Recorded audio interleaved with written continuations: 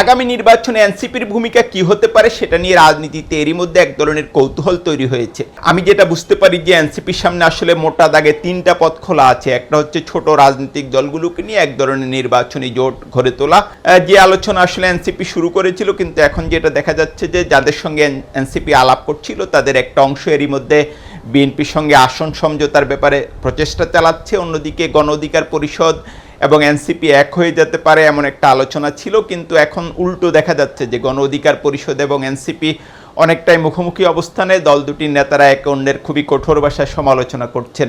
আরেকটা হচ্ছে এনসিপির সঙ্গে জামাতের সবসময় এক ধরনের একটা যোগাযোগ ছিল।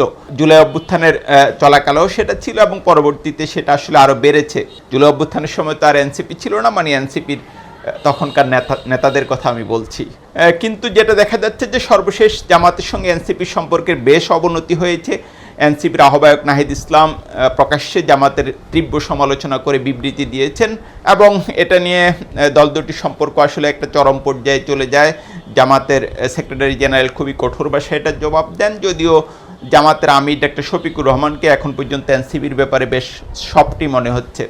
কিন্তু এটা আমি বুঝতে পারি যে এনসিপি সঙ্গে জামাতের এখন পর্যন্ত এক ধরনের আলোচনা থাকলেও দুইজন ছাত্র উপদেষ্টা এই ব্যাপারে এনসিপি এবং জামাতের কোনো রকম নির্বাচনী সমঝোতার ব্যাপারে একমত নন। বিশেষ করে মাহফুজ আলম সবসময় জামাতের বিরুদ্ধে একটা কঠোর অবস্থান নেন এবং যে কারণে আমি মোটামুটি নিশ্চিত যে জামাতের সঙ্গে আসলে এনসিপি নির্বাচনী সমঝোতা হবে না, বা হলেও সে হওয়ার সম্ভাবনা খুবই কম।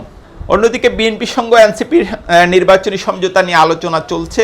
বিএনপির স্থায়ী কমিটির সদস্য সালাউদ্দিন আহমেদও কদিন আগে এটা স্বীকার করেছেন। অন্যদিকে এনসিপির পক্ষ থেকেও এটা বলা হয়েছে যে তাদের মধ্যে আলাপ আলোচনা চলছে। বিভিন্ন সূত্র এটা নিশ্চিত করছে যে বিএনপি হয়তো 20টির মতো আসন এনসিপিকে ছাড় দিতে রাজি আছে এবং এই ব্যাপারে আসলে এনসিপির মনোভাবও ইতিবাচক। তবে এনসিপি ঢাকায় কয়েকটি আসনে নির্বাচনী প্রতিদ্বন্দ্বিতা করতে চায় এবং আরেকটা বিষয় এনসিপির মধ্যে একটা অনিশ্চয়তা আছে যে তাদেরকে যেসব আসনে দেওয়া হয় সেখানেও আবার বিএনপির কোনো স্বতন্ত্র প্রার্থীরা থেকে যান কিনা।